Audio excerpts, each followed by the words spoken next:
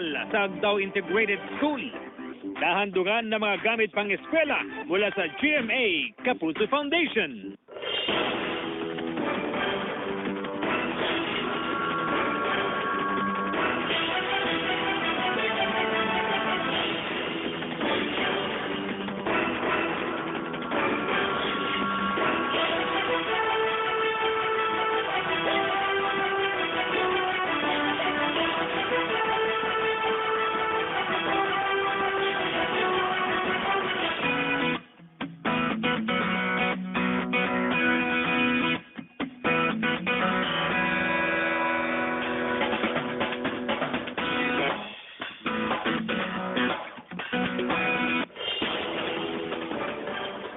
Magandang hapon, Hilaga at Gitnang Luzon. Mababang enrollment ng mga papasok sa senior high school na itala ng Schools Division Office 1 of Pangasinan. Yan ang balitang tinutukan live ni Alfie Tulagan. Alfie!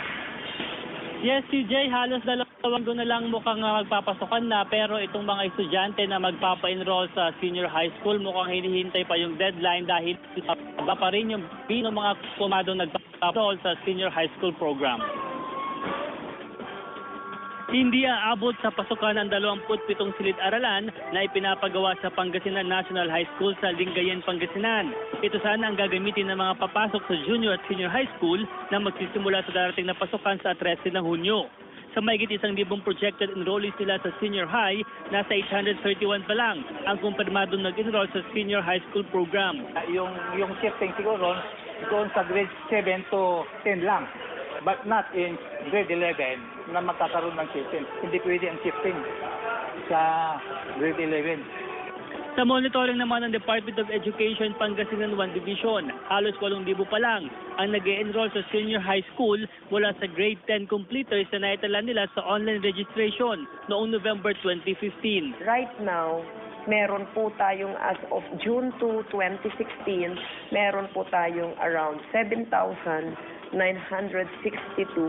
grade 10 completers na nag-enroll for senior high school in the public school.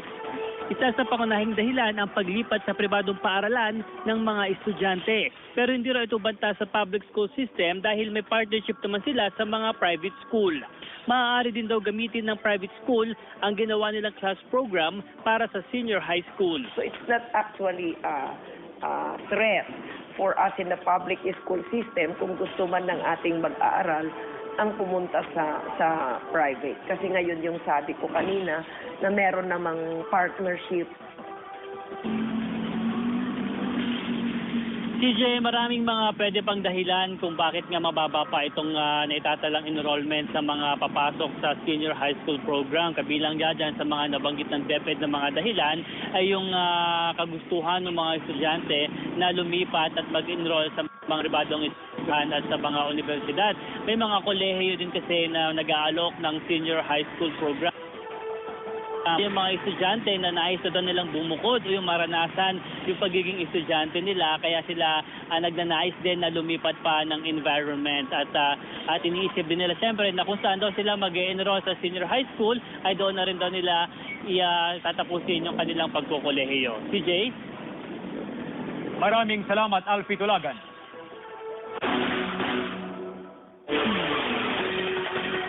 ...49 anyos na amain, arestado sa panggagahasa sa menor de edad na anak-anakan. Nag-aalerto si Joan Ponsoy. Arestado ang isang amain dahil sa umano'y panggagahasa sa kanyang minor de edad na anak-anakan sa Dingra, Ilocos Norte. Kinilalang suspect na si Alex Gaspon, 49 anyos. Ayon sa nanay ng biktima, 2 beses umanong ginahasi ni Gaspon ang kanyang 14 anyos na anak. Nalaman lang daw niya ang pangyayari base sa kwento ng mga kaibigan ng anak. Inamin din daw ito ng biktima na ngayon nasa pangangalaga na ng DSWD. Namindua lang po na naman po. 2 beses na galaw? O inamin niya? Yung kinakasama mo, hindi niya namin? Ipa-demonstrate ko lang po. Tumanggi magbigay ng pahayag ang suspect sa GMA News. Pero paliwanag daw ng suspect sa nanay ng biktima, itinuro lang daw sa bata kung paano makipagtalik. Nakatakdang sampahan ng kaso ang suspect. Joan Punsoy naghahatid ng Balitang Amyanan.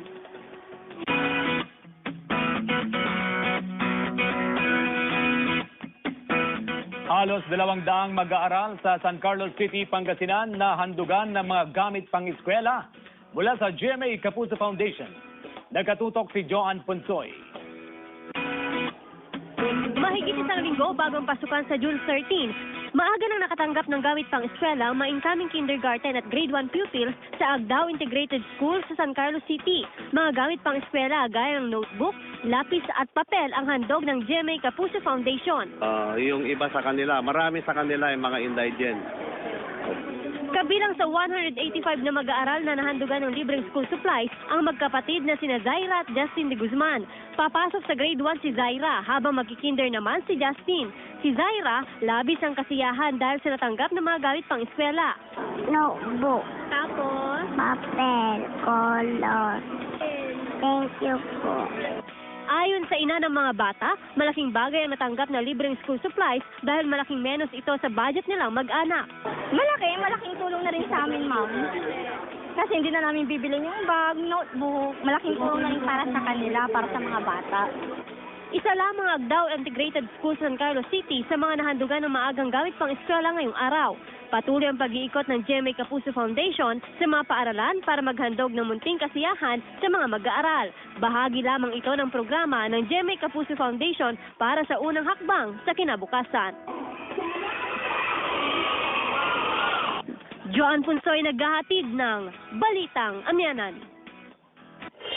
Kaugnay ng balitang yan, nakatutok live ang katropa nating si Jasmine Gabriel sa Lucaw Elementary School dito sa Dagupan City upang ihatid ang mga kaganapan sa isinasagawang unang hakbang sa kinabukasan ng GMA Kapuso Foundation. Jasmine, kumusta dyan? CJ, tuloy-tuloy pa rin ang pamimigay natin ng mga gamit ng eskwela at school supplies sa mga incoming kinder at incoming grade 1. Dito nga yan sa may Lucaw Elementary School. Actually, last week nang magsimula yung unang hakbang sa kinabukasan na proyekto o programa ng GMA Kapuso Foundation. Taon-taon itong ginagawa bilang pagsuporta natin sa balik eskwela ng Department of Education para malaman din natin kung kumusta yung sitwasyon dito nga sa may Lucaw Elementary School. Lalo pa na ang paaralan na ito ay isa sa mga binabahang lugar tuwing panahon ng tag-ulan. Alamin natin ang sitwasyon. Makakausap natin ang principal ng Lucaw Elementary School. Ayan, good afternoon, sir. Yes, good afternoon. Sir, kumusta ho? Handang-handa na ba tayo sa pagbabalik eskwela sa June 13? Well, actually nagkaroon po kami ng campaign on the preparation itong school year na 2016-2017. At nagkaroon po ng massive information dito sa barangay.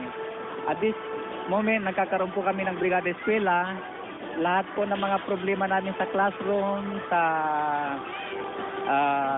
mga building, sa pathways, inayos na po namin yan. Actually, nagkakaroon po kami ng ongoing construction ng mga pathways kasi inaasahan po namin ang La Niña na darating ngayong taon na ito. Right, maraming salamat, Sir Benitez, ang principal ng Lucaw Elementary School. Malaking bagay sa ating mga kababayan, lalo na doon sa mga magulang, yung ganitong mga school supplies para sa mga bata. Actually, dito sa Lucaw Elementary School, 300 na mga bata yung mabibigyan. Pero sa buong araw, simula kaninang umaga, 6 na mga school ang nabigyan natin. Mahigit sa 1,000 na mga gamit pang eskwela ang naihatid na natin sa mga bata. Dito nga yan sa Dagupan City at San Carlos City. Sa Jay? Maraming salamat, Jasmine Gabriel.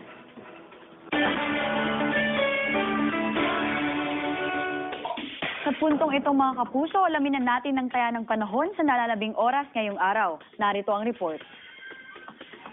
Mga kapuso, maging I am ready sa lahat ng oras, lalo na ngayong pabago-bagong lagay ng panahon. Makaramdam pa rin ng mainit na temperatura ang buong bansa dahil sa epekto ng El Nino. Pero huwag kalimutang magdala ng payong at iba pang panangga sa ulan dahil mataas ang posibilidad ng pagulan lalo na sa dakong hapon at gabi.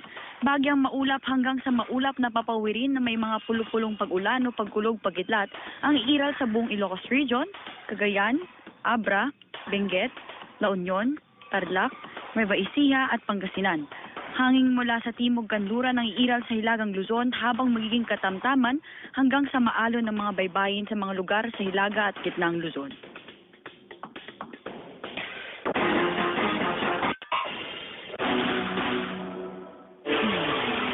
Nakulungan ng bagsak ng 14 anyos na menor de edad matapos umanong mahulihan ng hinihinalang shabu.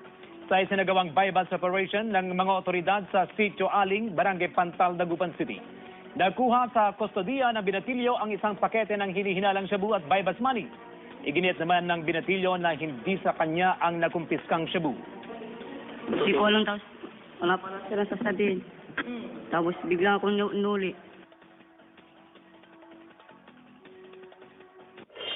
Samantala, plano ni President-elect Rodrigo Duterte na pagbibigay ng armas sa mga barangay tanod sa kampanya kontra droga, umani ng reaksyon.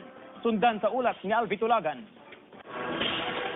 3 taon ng tanod si Roger Soriano ng Barangay Manibok, Lingayen, Pangasinan. Sapat na raw ang kanyang radyo at batuta para gampanan ang kanyang tungkulin sa peace and order.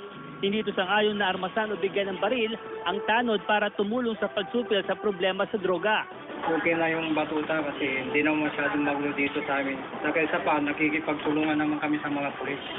Pag may mga natatanggap ng impormasyon, pinagbibigyan namin alam kagad sa kanila. Maganda raw ang hangarin sa pagsugpo sa illegal na droga, pero sapat na raw na ang mga pulis at militar lang ang bigyan ng armas. Mayroon yung mga tanod na hindi hawak ang sa isip nila na nakainom sila minsan, di ba? Mayroon ganun. Nangyayari yun, pero sa amin wala naman.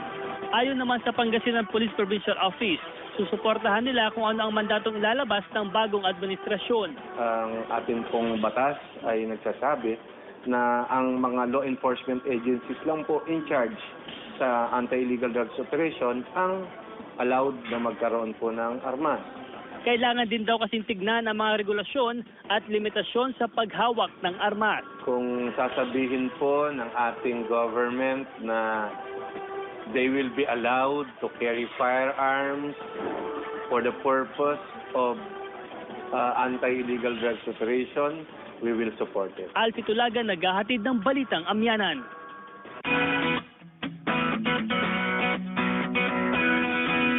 Pagtanggap ng aplikasyon ng mga magiging guro ng senior high school, pinalawig sa San Carlos City, Pangasinan. May report si John Punsoy. Tapos na ang konstruksyon ng senior high school building sa Agdao Integrated School sa San Carlos City. Walang problema sa kagamitang pang-eskwela ng mga incoming grade 11 students. Pinagtutuunan na lang ng pansin ngayon ang kakulangan ng guro sa grade 11. Yung teachers naman po ay manggagaling sa division office. Sila po ang nag-hire at ipapadala na lang dito sa school. Opo, yung may mga ilang teachers, tatlo yung underload, sila yung pwedeng i-utilize doon sa senior high school. Nagtuturo ng asignaturang science ang junior high school teacher na si Jenny Joy Solomon. Ngayong pasukan, magsisilbi rin siyang guro sa halos 40 incoming grade 11 students ng paaralan. Meron akong isang available na isang oras para sa senior high school. Okay lang naman yun. Okay lang naman, no problem. Bigo pa rin ang Schools Division ng San Carlos City na mapunan ang 28 vacant slots para sa mga guro ng senior high school. Dati nang nagbigay ng palugit hanggang May 27 ang Schools Division sa mga aplikanteng guro. Pero ano naman, sabi ko nga, kung wala siguro kami sa junior high school. Kung pag talagang wala, hindi i-open pa rin namin hanggang siguro katapusan ng June. Sa kabila ng kakulangan ng guro sa naturang dibisyon, tuloy na tuloy pa rin daw ang pagsisimula ng klase sa June 13. Joan Punsoy, naghahatid ng Balitang Amyanan. Public service announcement muna tayo, mga kapuso. Sa mga kapuso natin dyan sa Tarlac, maganda na sa 3.5 oras na kawalan ng supply ng kuryente bukas June 4. Magsisimula ang scheduled power interruption sa Barangay Balingkanaway, partikular sa Block 2 hanggang 6, ng alas 8:30 ng umaga hanggang alas 12 ng tanghali. Ito'y para bigyang daan ang pagpapalit ng ilang poste ng kuryente ng Tarlac Electric Incorporated.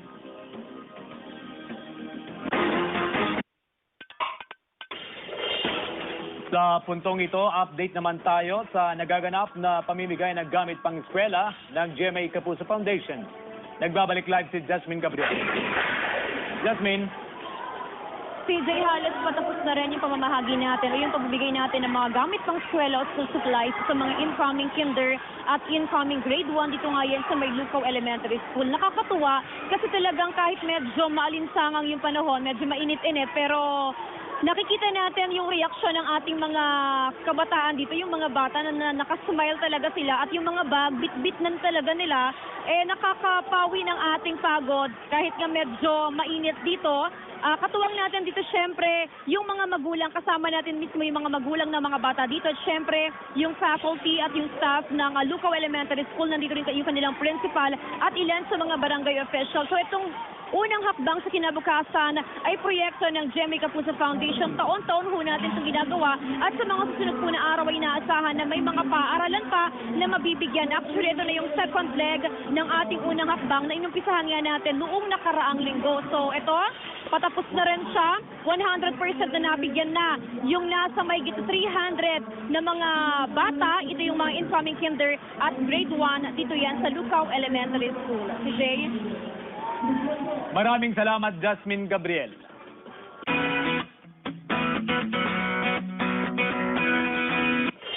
Curfew hours para sa mga menor de edad, mahigpit na ipatutupad sa pagsisimula ng klase sa Dagupan City. Nagbabalik sa report, Jasmine Gabriel. Sa kuhang ito ng CCTV camera sa Barangay 4 sa Dagupan City, kitang-kitang mga menor de edad na nagkwekwentuhan sa kalsada mag-alas 11 ng gabi. Ayon sa barangay official, kahit malalim na ang gabi, marami pa ring menor de edad ang pakalat-kalat sa lansangan. Karamihan sa mga ito pinagmumulan pa ng gulo sa lugar. Kaya naman huwag na raw magulat ang mga menor de edad sa striktong pagpapatupad ng Barangay Protective Hours for Minors sa syudad. Actually, pati mga sa computer shop, mga ganyan, pinapasok natin yan kasi hindi lang yun nasa kalye.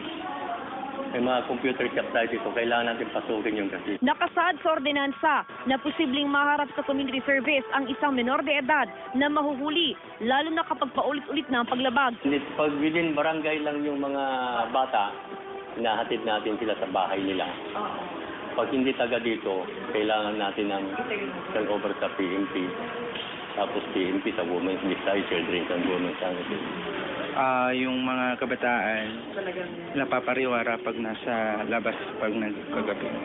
Mas okay yun? Mas okay sa akin. Umani naman ang positibong reaksyon mula sa mga menor de edad na nasabing ordinansa. Opo, para iwas po yung mga magnanakaw, mga kidnapping. I think na effective po siya kasi onwards that 10 p.m. kasi marami na pong nangyayari na parang rumble, ganun po, and may mga nare-rape na rin po. So yung curfew po na ipinatupad is really effective po para ma-monitor po yung mga bata. Buo naman ang suporta ng PNP sa ordinansang ito na makakatulong sa crime reduction sa syudad. Ay ipapatupad lang po natin ito pong ordinansa ng mga municipal at saka mga city ordinances na tinatawag po natin. At yun nga po ay inuumpisahan na po natin. Jasmine Gabriel, naghahatid ng Balitang Amyanan.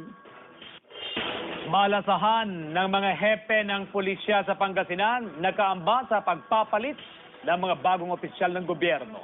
May ulat si Alfie Tulagan. Sa pagpapalit ng bagong administrasyon, nakaamba rin ang balasahan sa mga hepe ng pulisya sa Pangasinan. Bukod sa 2 taong pamamalagi sa isang istasyon, magiging factor din ang mga bagong halal na local chief executive sa pagkumpirma sa appointment ng isang hepe ng pulisya. Pag 2 years na sila, dapat na silang ma-relieve sa position na yon para makapag-hepe rin yung iba. Ang regional office, ang higher headquarters, ang nagbibigay ng order para po ma-relieve ang isang hepe. Pero hindi masyadong nakatuon sa balasahan ng hanay ng pulisya dahil normal naman daw sa kanilang hanay ang maitalaga sa iba't ibang lugar. Kung ano ang utos ng nakakataas, tatalima daw sila. Mas tutok sila ngayon sa pagpapaigting ng mga kampanya kontra iligal na droga at kriminalidad. Matapos ang labat-sibat noong nakaraang araw, sumalang naman sa anti-illegal drugs workshop ang mga hepe ng pulisya sa probinsya. Mula Enero hanggang Mayo ngayong taon, 349 na drug operation ang isinagawa sa probinsya. 430 na mga suspect ang arestado. Ina-identify po natin yung mga nahuli na doon po sa nakaraang target list. At kung merong newly emerged na mga target personalities involved in illegal drugs. Alfie Tulagan, naghahatid ng Balitang Amyanan.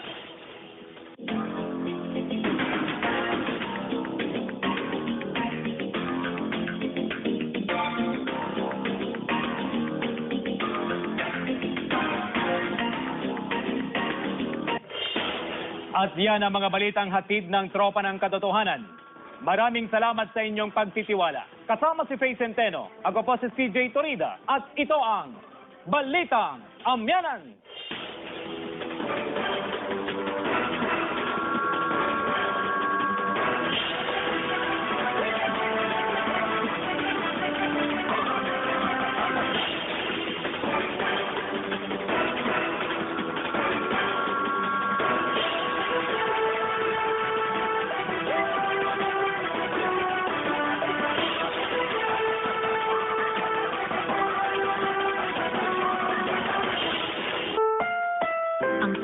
Elementary School. Nakakatuwa kasi talagang kahit medyo maalinsangang yung panahon, medyo mainit-init, pero nakikita natin yung reaksyon ng ating mga kabataan dito, yung mga bata na nakasmile talaga sila at yung mga bag, bit-bit na talaga nila, nakakapawi ng ating pagod kahit nga medyo mainit dito. Katuwang natin dito syempre yung mga magulang, kasama natin mismo yung mga magulang ng mga bata dito at syempre yung faculty at yung staff ng Lucaw Elementary School. Nandito rin yung kanilang principal at ilan sa mga barangay officials. So itong unang hakbang sa kinabukasan ay proyekto ng Jemmy Kapuso Foundation. Taon-taon ho natin itong ginagawa at sa mga susunod po na araw ay inaasahan na may mga paaralan pa na mabibigyan. Actually, ito na yung second leg ng ating unang hakbang na inumpisahan nga natin noong nakaraang linggo. So ito, patapos na rin siya. 100% na nabigyan na yung nasa may 300 na mga bata. Ito yung mga incoming kinder at grade 1. Dito yan sa Lucaw Elementary School. Si Jay? Maraming salamat, Jasmine Gabriel.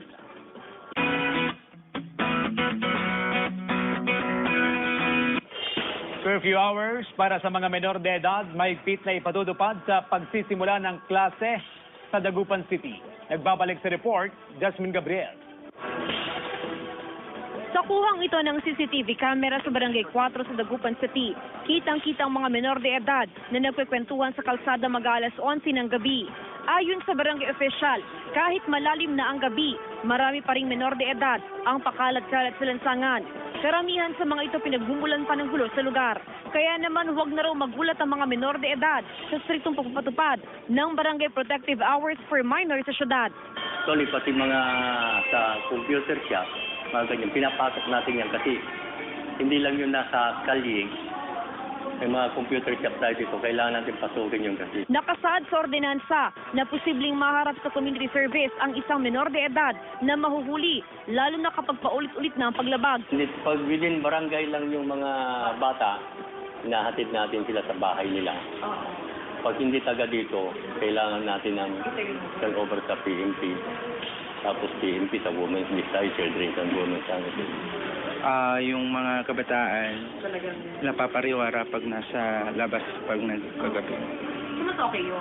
Mas okay sa akin. Umani naman ang positibong reaksyon mula sa mga menor de edad na nasabing ordinansa. Opo, para iwas po yung mga magnanakaw, mga kidnapping. I think na effective po siya kasi onwards that 10 p.m. kasi marami na pong nangyayari na parang rumble, ganun po, and may mga nare-rape na rin po. So yung curfew po na ipinatupad is really effective po para ma-monitor po yung mga bata. Buo naman ang suporta ng PNP sa ordinansang ito na makakatulong sa crime reduction sa syudad. Ay ipapatupad lang po natin ito pong ordinansa ng mga municipal at saka mga city ordinances na tinatawag po natin. At yun nga po ay inuumpisahan na po natin. Jasmine Gabriel, naghahatid ng Balitang Amyanan. Malasahan ng mga hepe ng pulisya sa Pangasinan, nakaamba sa pagpapalit ng mga bagong opisyal ng gobyerno. May ulat si Alfie Tulagan. Sa pagpapalit ng bagong administrasyon, nakaamba rin ang balasahan sa mga hepe ng pulisya sa Pangasinan. Bukod sa 2 taong pamamalagi sa isang istasyon, magiging factor din ang mga bagong halal na local chief executive sa ng Department of Education para malaman din natin kung kumusta yung sitwasyon dito nga sa may Lucaw Elementary School. Lalo pa ng paaralan na ito ay isa sa mga binabahang lugar tuwing panahon ng tag-ulan. Alamin natin ang sitwasyon. Makakausap natin ang principal ng Lucaw Elementary School. Ayan, good afternoon, sir. Yes, good afternoon. Sir, kumusta ho? Handang-handa na ba tayo sa pagbabalik eskwela sa June 13? Well, actually nagkaroon po kami ng campaign on the preparation itong school year na 2016-2017. At nagkaroon po ng massive information dito sa barangay. At this moment, nagkakaroon po kami ng Brigada Eskwela. Lahat po ng mga problema namin sa classroom, sa mga building, sa pathway, inayos na po namin yan. Actually, nagkakaroon po kami ng ongoing construction ng mga pathways kasi inaasahan po namin ang La Niña na darating ngayong taon na ito. Right, maraming salamat, Sir Benitez, ang principal ng Lucaw Elementary School. Malaking bagay sa ating mga kababayan, lalo na doon sa mga magulang, yung ganitong mga school supplies para sa mga bata. Actually, dito sa Lucaw Elementary School, 300 na mga bata yung mabibigyan. Pero sa buong araw, simula kaninang umaga, 6 na ng mga school ang nabigyan natin. Mahigit sa 1,000 na mga gamit pang eskwela ang naihatid na natin sa mga bata. Dito nga yan sa Dagupan City at San Carlos City. Sa Jay? Maraming salamat, Jasmine Gabriel.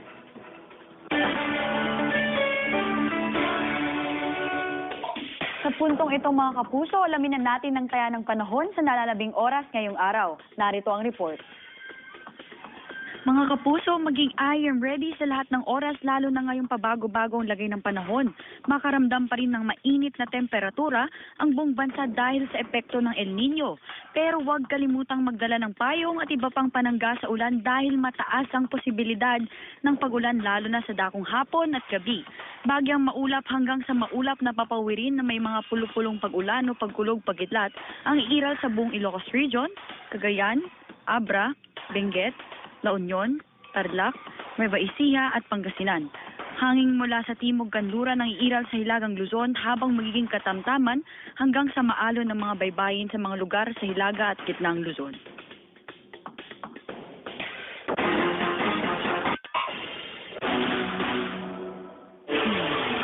Sa kulungan ng bagsak ng 14 anyos na menor de edad matapos umanong mahulihan ng hinihinalang shabu. Sa isinagawang bypass operation ng mga otoridad sa Sitio Aling, Barangay Pantal, Dagupan City. Nakuha sa kustodiya ng binatilyo ang isang pakete ng hinihinalang shabu at bypass money. Iginiit naman ng binatilyo na hindi sa kanya ang nakumpiskang shabu.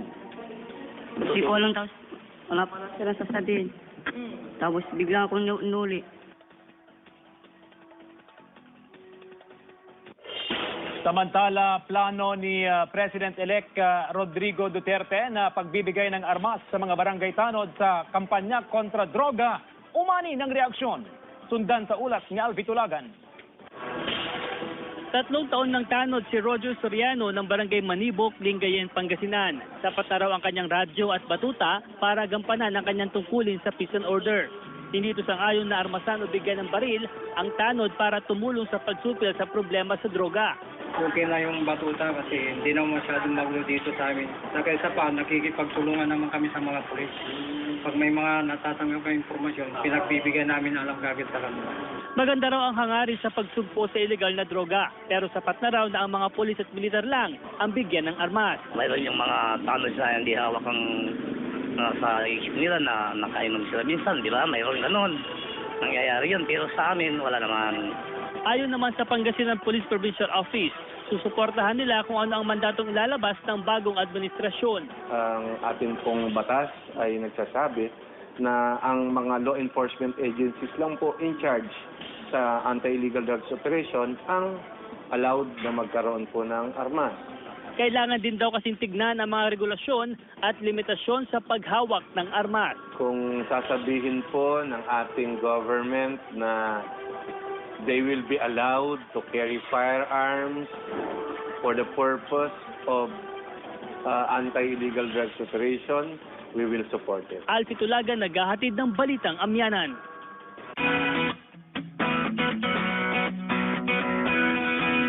Pagtanggap ng aplikasyon ng mga magiging guro ng senior high school, pinalawig sa San Carlos City, Pangasinan. May report si John Punsoy.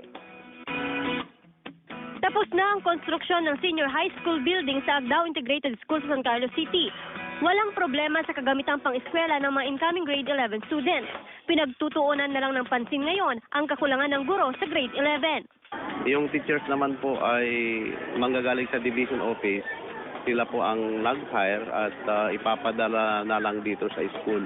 Opo, yung may mga ilang teachers, tatlo yung underload, sila yung pwedeng i-utilize doon sa senior high school. Nagtuturo ng asignaturang science ang junior high school teacher na si Jenny Joy Solomon. Ngayong pasukan, magsisilbi rin siyang guro sa halos 40 incoming grade 11 students ng paaralan. Meron akong isang available na na oras, isang oras para sa senior high school. Okay lang naman yun. Okay lang naman, no problem. Bigo pa rin ang Schools Division ng San Carlos City na mapunan ang 28 vacant slots para sa mga guro ng senior high school. Dati nang nagbigay ng palugit hanggang May 27 ang Schools Division sa mga aplikanteng guro. Pero ano naman, sabi ko nga, kung wala siguro kami sa junior high school. Kung pag talagang wala, hindi i-open pa rin namin hanggang siguro katapusan ng June. Sa kabila ng kakulangan ng guro sa naturang dibisyon, tuloy na tuloy pa rin daw ang pagsisimula ng klase sa June 13. Joan Punsoy naghahatid ng Balitang Amyanan. Public service announcement muna tayo, mga kapuso. Sa mga kapuso natin dyan sa Tarlac, maganda na sa 3.5 oras na kawalan ng supply ng kuryente bukas June 4. Magsisimula ang scheduled power interruption sa Barangay Balingkanaway, partikular sa Block 2 hanggang 6, ng alas 8:30 ng umaga hanggang alas 12 ng tanghali. Ito'y para bigyang daan ang pagpapalit ng ilang poste ng kuryente ng Tarlac Electric Incorporated.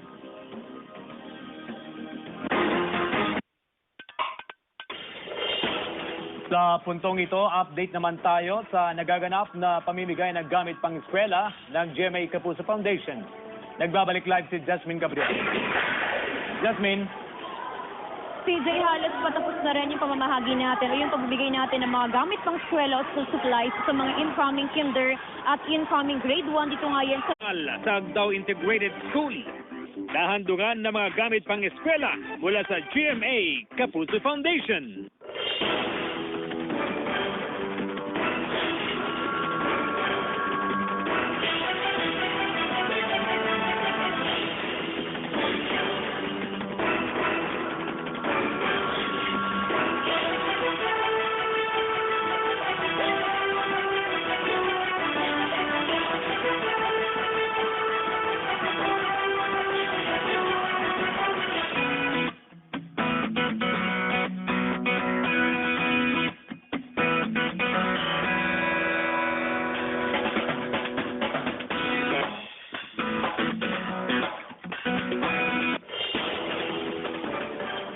Magandang hapon, Hilaga at Gitnang Luzon.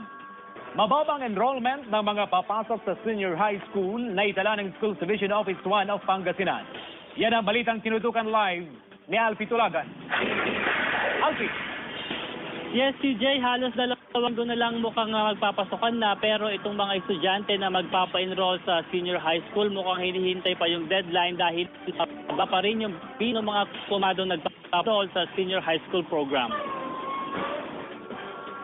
Hindi aabot sa pasukan ang 27 silid-aralan na ipinapagawa sa Pangasinan National High School sa Lingayen, Pangasinan. Ito sana ang gagamitin ng mga papasok sa junior at senior high school na magsisimula sa darating na pasukan sa 13 ng Hunyo. Sa mahigit 1,000 projected enrollees nila sa senior high, nasa 831 pa lang ang kumpirmadong nag-enroll sa senior high school program. Yung shifting siguro doon sa grade 7 to 10 lang. But not in grade 11 na magkakaroon ng shifting. Hindi pwede ang shifting sa grade 11. Sa monitoring naman ng Department of Education Pangasinan 1 Division, halos 8,000 pa lang ang nag-e-enroll sa senior high school mula sa grade 10 completers na naitala nila sa online registration noong November 2015. Right now, meron po tayong as of June 2, 2016, meron po tayong around 7,962 grade 10 completers na nag-enroll for senior high school in the public school. Isa sa pangunahing dahilan ang paglipat sa pribadong paaralan ng mga estudyante. Pero hindi raw ito banta sa public school system dahil may partnership naman sila sa mga private school. Maaari din daw gamitin ng private school ang ginawa nilang class program para sa senior high school. So it's not actually a threat for us in the public school system kung gusto man ng ating mag-aaral ang pumunta sa private. Kasi ngayon yung sabi ko kanina na meron namang partnership. CJ, maraming mga pwede pang dahilan kung bakit nga mababa pa itong naitatalang enrollment sa mga papasok sa senior high school program. Kabilang dyan sa mga nabanggit ng DepEd na mga dahilan ay yung kagustuhan ng mga estudyante na lumipat at mag-enroll sa mga pribadong eskwelahan at sa mga universidad. May mga kolehiyo din kasi na nag-aalok ng senior high school program. Yung mga estudyante na nais na doon nilang bumukod o yung maranasan yung pagiging estudyante nila, kaya sila nagnanais din na lumipat pa ng environment at iniisip din nila siyempre na kung saan daw sila mag-enroll sa senior high school ay doon na rin daw nila tatapusin yung kanilang pagkukolehiyo. CJ? Maraming salamat, Alfie Tulagan.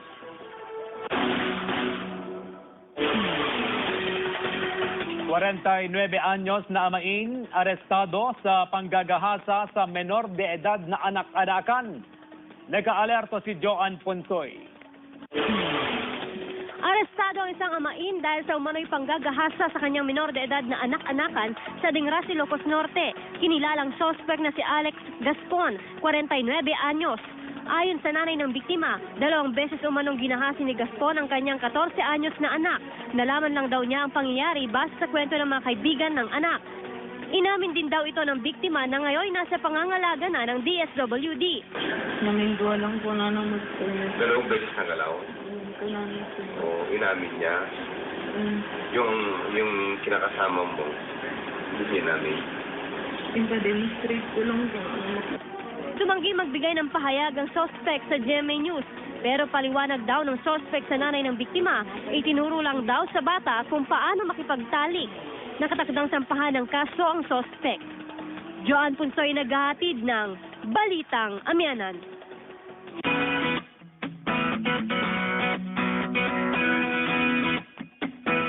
Halos 200 mag-aaral sa San Carlos City, Pangasinan na handugan ng mga gamit pang-eskwela mula sa GMA Kapuso Foundation. Nagkatutok si Joan Ponsoy.